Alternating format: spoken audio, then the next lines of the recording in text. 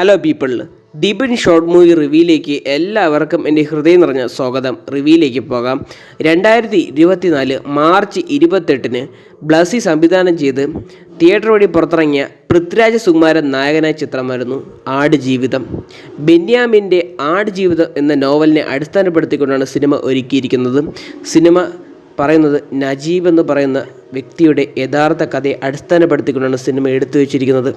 ഈ നജീബ് എന്ന് പറയുന്ന ചേട്ടൻ സമ്മതിക്കണം. ആ ചേട്ടന് നമ്മൾ ഒരു നേരം ആഹാരം കഴിക്കാതിരിക്കുമ്പോൾ പിണങ്ങിയിരിക്കുമ്പോഴൊക്കെ ഈ വയറ് വിശപ്പിന് വയറ്റിലൊരു പിടിയുണ്ട്, ഒരു പിടുത്തമുണ്ട്, ഒരു വല്ലാണ്ടൊരു വേദനയുണ്ട്. കാരണം അത്രയും വർഷം ഏതോ ഒരു രാജ്യത്ത് നിന്ന് അദ്ദേഹം വീടെത്തുമോ ഇല്ലേ എന്നറിയാതെ ജീവിതത്തിലും മരണത്തിനിടയിലും മത്സരിക്കുന്ന അദ്ദേഹത്തിനെ കാണുമ്പം ഒരു രക്ഷയില്ല. കാരണം ആ സിനിമ കണ്ടു കഴിഞ്ഞിട്ട് ഞാനതൊന്ന് ചിന്തിച്ച് നോക്കി. കാരണം വെച്ചാൽ ഒരു ദൈവം കൊടുത്ത രണ്ടാമതൊരു ജന്മം തന്നെ പറയേണ്ടിയിരിക്കുന്നു. കാരണം അദ്ദേഹം വീടെത്തുമോ ഇല്ലേ എന്ന് അറിഞ്ഞിടോ മരുഭൂമിയിലൂടെ എത്രയോ ദിവസം യാത്ര ചെയ്ത് കാലൊക്കെ പൊള്ളിയുള്ള സീനൊക്കെ കാണുമ്പം ഞാൻ ഈ നോവലൊന്നും ഞാൻ വായിച്ചിട്ടില്ല, പക്ഷേ ഈ സിനിമ കണ്ടപ്പോൾ എനിക്ക് കാര്യം എല്ലാം കത്തിയിട്ടുണ്ട്. ഒരിക്കലും ഒരു നോവൽ പോലെ ആവില്ല ഒരു സിനിമ. അതിലൊക്കെ എന്തെങ്കിലുമൊക്കെ നോവലിൽ നിന്ന് ഒരുപാട് സംഭവങ്ങൾ എഴുതിയിട്ടുണ്ടാകും, പക്ഷെ അതിൽ നിന്ന് സിനിമയ്ക്ക് അങ്ങനെ എടുക്കാൻ പറ്റത്തില്ല. കാരണം 3 മണിക്കൂർ ഏകദേശം സിനിമയുണ്ട്. 2 മണിക്കൂർ 52 മിനിറ്റുണ്ട് സിനിമ. അത്രയൊന്നും എത്തിയില്ലെങ്കിലും നോവലിൽ അത്രയും എത്തിയില്ലെങ്കിലും സിനിമ ഗംഭീരമാണെന്ന് തന്നെ പറയേണ്ടിയിരിക്കുന്നു. കാരണം ഒരു രക്ഷയില്ല. നജീബ് എന്ന് പറഞ്ഞാൽ അദ്ദേഹത്തിന് സമ്മതിക്കണം. കാരണം വെച്ചാൽ അദ്ദേഹത്തിൻ്റെ ഒരു ട്രാൻസ്ഫോർമേഷൻ, ആ പൃഥ്വിരാജ് സുകുമാരൻ കാണിച്ചിരുന്ന ട്രാൻസ്ഫോർമേഷൻ, അദ്ദേഹം എന്ത് അനുഭവിച്ചാണ് വേദന, വീട്ടിൽ എത്തുമോ ഇല്ലയെന്ന് അറിയാതെ അദ്ദേഹത്തിൻ്റെ ആ പിടച്ചിലൊക്കെ ആ സിനിമയിലൂടെ വ്യക്തമായിട്ട് കാണിച്ചിരിക്കുന്നത് നജീബ് എന്ന കഥാപാത്രത്തിലൂടെ ഈ പൃഥ്വിരാജ് സുകുമാരൻ. നജീബൻ ചേട്ടൻ സമ്മതിക്കണം. സത്യം പറഞ്ഞാൽ അദ്ദേഹം ഒരു വാക്കിലൂടെ പറഞ്ഞു തീർക്കേണ്ട കാര്യങ്ങളൊന്നുമല്ല അതൊന്നും, അതറിയാം, ഒരു റിവ്യൂവിലും അങ്ങനെ തന്നെ. പക്ഷേ ഈ സിനിമയെക്കുറിച്ച് പറയുമ്പം സിനിമ ഔട്ട്സ്റ്റാൻഡിങ് സിനിമ എന്ന് തന്നെ പറയേണ്ടിയിരിക്കുന്നു. പൃഥ്വിരാജ് സുകുമാരൻ 98 കിലോ എന്ന് 67 കിലോ ഇരുന്ന ഒരു ട്രാൻസ്ഫോർമേഷൻ അത് സമ്മതിച്ചു കൊടുത്തേ പറ്റൂ. അത് ഒരു ശരിയായ ഡയറ്റില്ലെന്നാണ് അദ്ദേഹം പറയുന്നുണ്ട്. കാരണം ഒരിക്കലും അങ്ങനെ ചെയ്യാൻ പാടില്ല. കാരണം ഡെത്ത് വരെ സംഭവിക്കാം. അങ്ങനത്തെ സംഭവങ്ങൾ, ആ റിസ്ക് എല്ലാം ഏറ്റെടുത്തുകൊണ്ടാണ് അദ്ദേഹം ചെയ്തു വെച്ചിരിക്കുന്നത്. കാരണം അതിന് ബിഗ് സല്യൂട്ടാണ്. കാരണം വെച്ചാൽ ഇത്ര ഭീകരമായിട്ട് അതൊരു പൃഥ്വിരാജ് സുകുമാരൻ നമുക്ക് അവിടെ ഇവിടെയൊന്നും കാണാൻ പറ്റത്തില്ല. അത് നജീബ് തന്നെയാണ്. ആ നജീബ് എന്ന കഥാപാത്രം നജീബ് തന്നെയായിട്ടാണ് അദ്ദേഹം അഭിനയിച്ചത്. ഒരു സംശയം വേണ്ട. കാരണം അദ്ദേഹം ഭീകരമായിട്ടാണ് അവതരിപ്പിച്ചത് ആ കഥാപാത്രത്തിന്.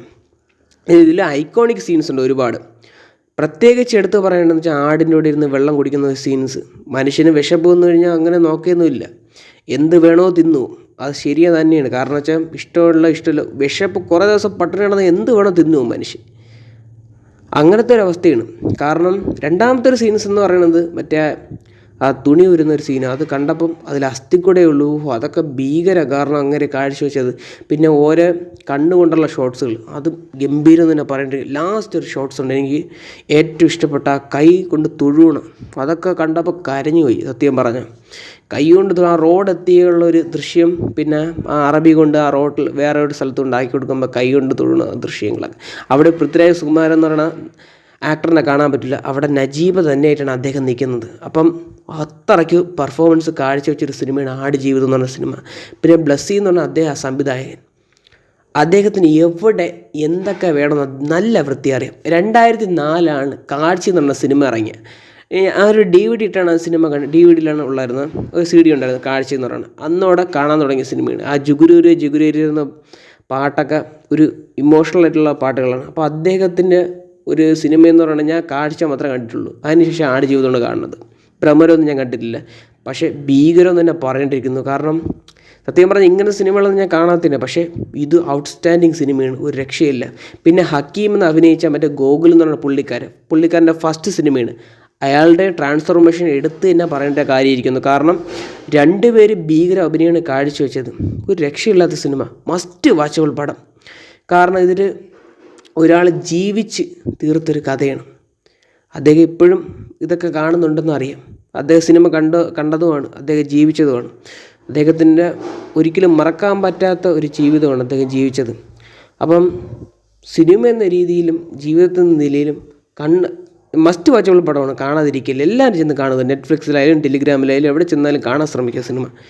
അപ്പോൾ ഇത്രയൊക്കെ ഉള്ളൂ ആടുജീവിതം എന്ന് പറഞ്ഞ സിനിമയെക്കുറിച്ച് പറയാനുള്ളത്.